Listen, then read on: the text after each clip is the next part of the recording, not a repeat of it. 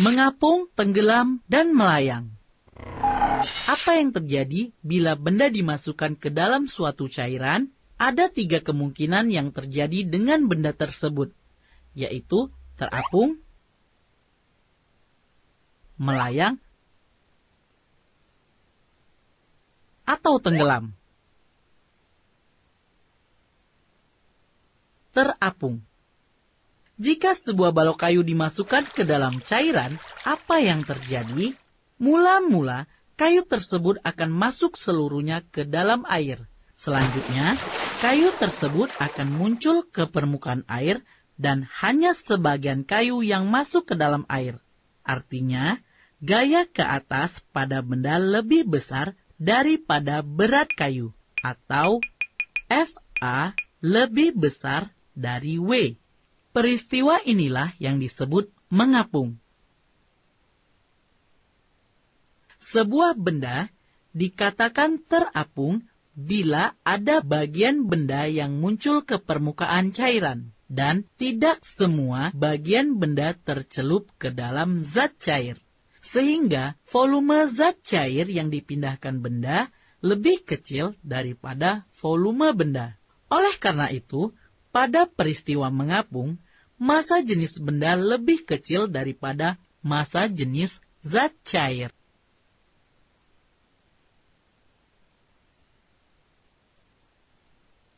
Tenggelam.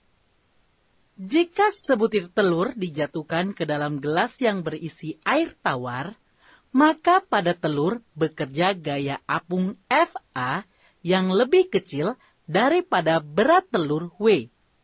Akibatnya, telur akan bergerak ke bawah sampai menyentuh dasar gelas. Peristiwa ini disebut tenggelam. Semua benda akan tenggelam bila massa jenis benda lebih besar dibandingkan massa jenis cairan. Melayang. Ketika telur tenggelam di dasar gelas, coba kamu masukkan garam secukupnya dan aduk sampai garam itu larut di dalam air. Kamu akan mengamati telur naik ke atas dan berhenti di antara permukaan dan dasar gelas. Hal ini dikatakan bahwa telur melayang di dalam air. Ini terjadi karena gaya apung Fa sama dengan berat telur W. Dan sebuah benda akan melayang bila massa jenis benda sama dengan massa jenis cairan.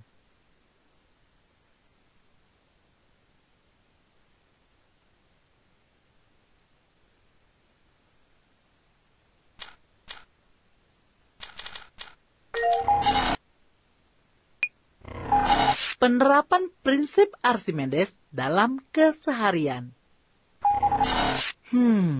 Apakah benda yang massa jenisnya lebih besar daripada air pasti tenggelam? Jika hal ini ditanyakan kepada orang awam, maka akan dijawab dengan ya dan memang.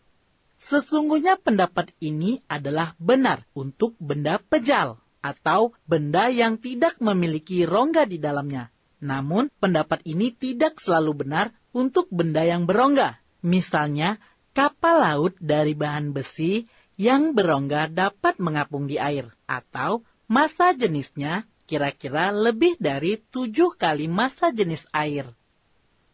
Jadi, secara umum, benda mengapung atau tenggelam bergantung pada bentuk benda. Ada beberapa alat atau hasil teknologi yang bekerja berdasarkan prinsip hukum Archimedes.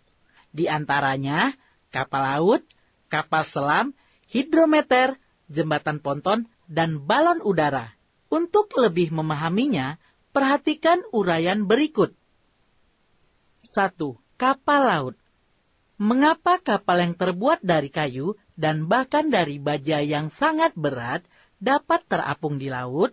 Hal ini terjadi karena kapal dari kayu atau baja tersebut mempunyai rongga udara. Rongga udara ini yang menyebabkan volume air laut yang dipindahkan oleh kapal cukup besar. Semakin besar volume kapal yang dicelup, maka semakin banyak zat cair yang dipindahkan. Akibatnya, semakin besar gaya angkat yang dialami kapal untuk menahan bobot kapal. Sehingga dapat mengapung di permukaan air. 2. Kapal selam. Jika kapal laut hanya bisa mengapung di permukaan air, nah, ada kapal selam yang selain bisa mengapung, juga bisa melayang dan tenggelam di dalam air laut, sehingga sangat cocok untuk digunakan untuk kepentingan militer dan penyelidikan di bawah laut.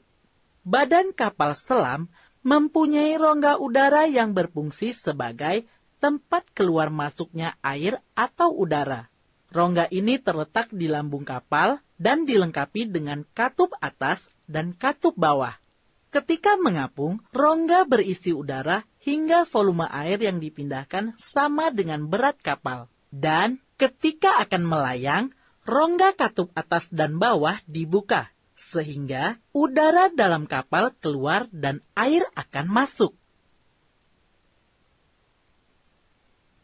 Katup akan ditutup jika kapal selam telah mencapai kedalaman yang diinginkan. Jika katup udara dibuka kembali, maka volume air di dalam rongga bertambah dan kapal selam akan tenggelam.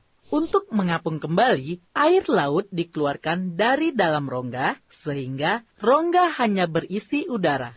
Dengan demikian, kapal selam akan mengalami gaya apung yang dapat menyamai berat kapal selam, sehingga kapal selam akan naik ke permukaan dan mengapung. 3. Hidrometer. Hidrometer adalah alat yang mengapung di dalam zat cair yang digunakan untuk mengukur massa jenis suatu cairan dan dilengkapi dengan skala. Hidrometer seperti ini disebut densimeter. Caranya dengan memasukkan hidrometer ke dalam cairan yang ditentukan massa jenisnya. Di dalam zat cair yang berbeda, hidrometer akan mengapung dengan kedalaman yang berbeda pula. Makin besar massa jenis zat cair, maka makin tinggi tangkai kaca yang muncul ke permukaan zat cair. Perhatikan bagian tangkai kaca yang muncul ke permukaan ketika hidrometer dicelupkan di dalam air dan spiritus. Nah, karena massa jenis air lebih besar daripada massa jenis spiritus, maka tangkai kaca yang muncul di atas permukaan air lebih tinggi daripada tangkai kaca yang muncul di atas permukaan spiritus. Hidrometer dapat digunakan untuk memeriksa muatan aki mobil dengan cara membenamkan hidrometer ke dalam larutan asam aki yang massa jenisnya kira-kira 1,25 dan jika mendekati 1 berarti muatan kosong. Hidrometer juga digunakan untuk menentukan kadar lemak dalam susu dan kadar alkohol di dalam minuman bir. Juga berbagai keperluan penelitian di bidang kimia. 4. Jembatan ponton. Pernahkah kamu melihat jembatan yang terbuat dari drum-drum besar? Di pelabuhan, kamu dapat melihat jembatan yang terbuat dari drum-drum kosong yang tertutup rapat secara berjajar. Dan agar dapat dijalani, diletakkan papan di atasnya. Jembatan ini disebut jembatan ponton. Drum kosong akan mengapung di air karena drum kosong memiliki rongga yang berisi udara di dalamnya. Atau massa jenis udara jauh lebih ringan daripada air. Balon udara. Sama halnya zat cair, gaya apung yang dilakukan benda juga sebanding dengan volume udara yang dipindahkan benda. Dan makin besar volume udara yang dipindahkan benda, maka makin besar gaya apung yang dilakukan udara. Karena balon yang sangat besar ini diisi dengan gas ringan atau helium, maka gaya ke atas lebih besar daripada gaya berat balon. Dan tentu saja, agar balon dapat mengapung di udara, massa jenis gas di dalam balon harus lebih kecil daripada massa jenis udara yang dipindahkan. Balon yang diisi udara panas mengapung karena massa jenis udara panas lebih kecil daripada massa jenis udara dingin.